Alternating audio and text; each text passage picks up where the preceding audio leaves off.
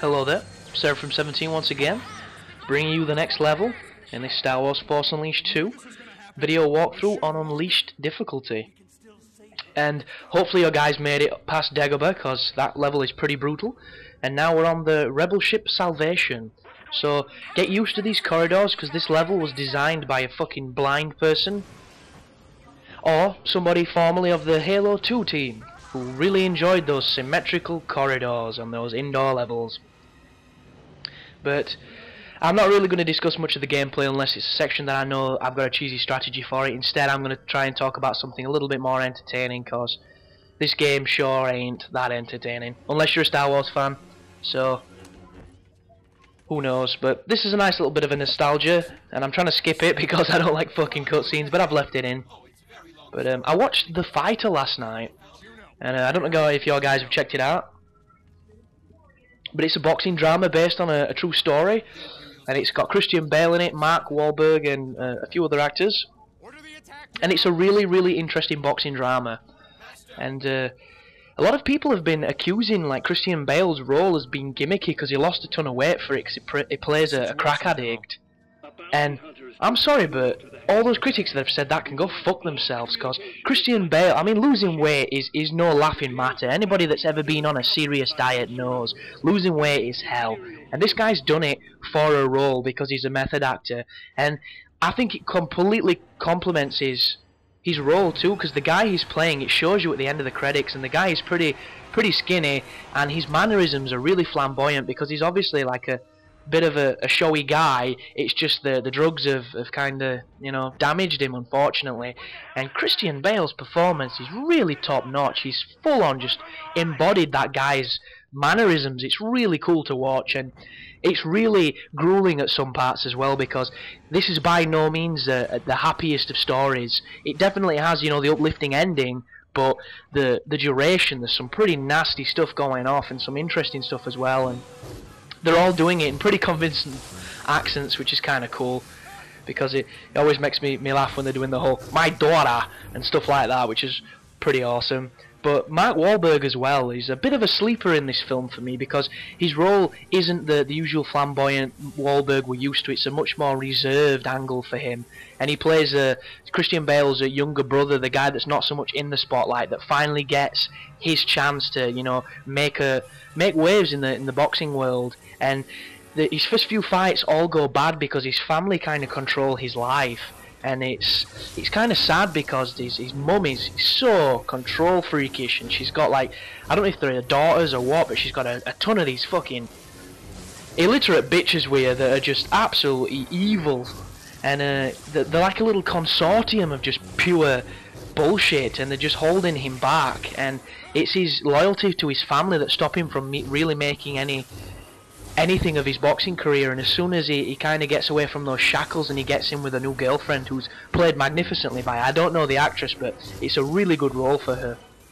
And it's just kind of his rise to something, and against all the odds, kind of the underdog story.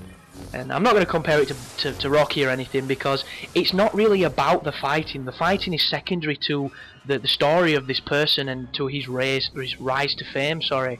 And I thought it were a really interesting drama for what it was. And I'll also say there's a legitimately sexual scene in it that doesn't involve sex, and I think it's brilliant. And it's Mark Wahlberg with his girlfriend, who's wearing this lovely see-through bra and panties combination, and it's just them two being together and obviously gonna get it on, but they don't. And there's no, you know, elaborate kissing, there's no fondling or groping. It's just really sensual movements between both of them, and I thought it were a really, really good scene. It did exactly what it should have been, and it was very tasteful. And it's just an altogether decent drama. So if you're interested in films that are of that nature, that are not necessarily going to be, you know, fucking Adrian every 5 minutes and two dudes knocking 10 bells of shit out of each other, it's definitely an interesting boxing drama. I highly recommend it. But let's have a see what we're doing here in the video. So cruising through this area, and watch it in this room. We're going to be introduced to the invisible dudes, I think.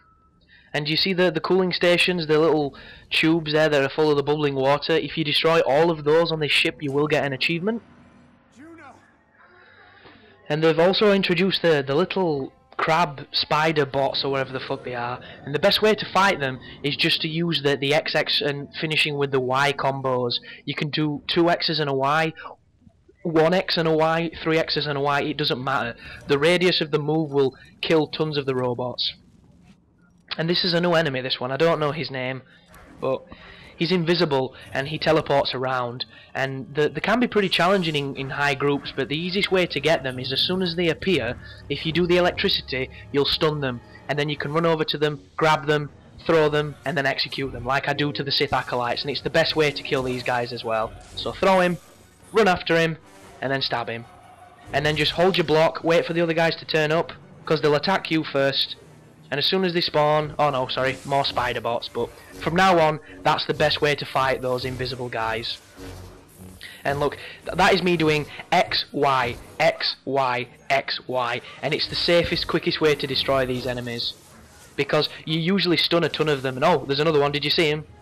Let's have a look, he's there. And he teleported, he's there, come on. Oh, there's two of them. So electrocute, as soon as you've electrocuted him, throw him, then execute him. And in block, oh no, just grab him because it's dead close. Don't know what happened then, but he's not dead. Now he's dead. And there's another one and he's fucked off, so block up.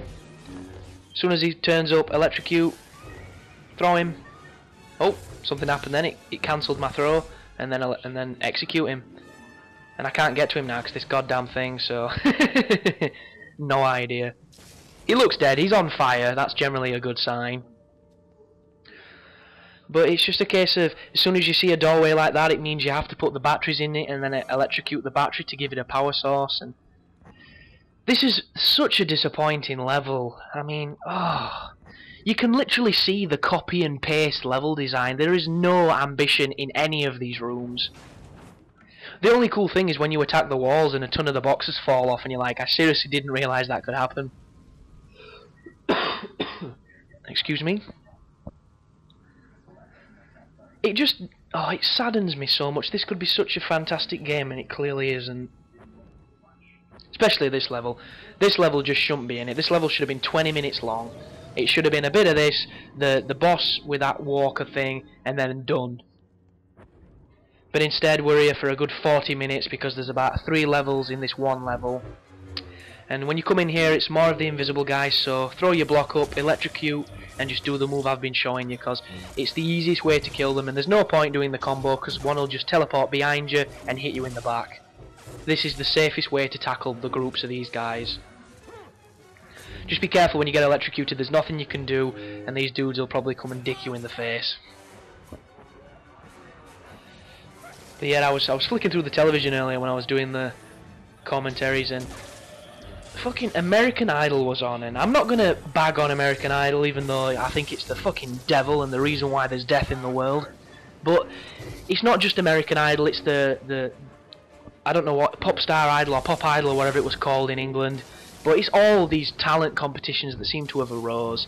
And I've only really enjoyed one of them, and it was like, I think it was called the Battle for Ozfest, and it involved Sharon Osbourne and a bunch of like metal bands and stuff came and had to compete, and they were actually out on tour with other bands like Lamb of God and stuff like that, and talking to people that actually do it. And the reason why I enjoyed that was because my music tastes are all over the board, and I don't really like popular music, so I thought that was cool. It only had one season because it obviously made no fucking money, but yet this Pop Idol, this American Idol, this X Factor shit, all this garbage, they're practically they're like meth labs for shit singers. It's basically just an assembly line pumping off these fucking Britney Spears wannabes that just do nothing but sell albums to millions of retards and advertise Pepsi Cola. And I think it's destroying the music industry because it's just so fake, and it's wrong. I think it's wrong.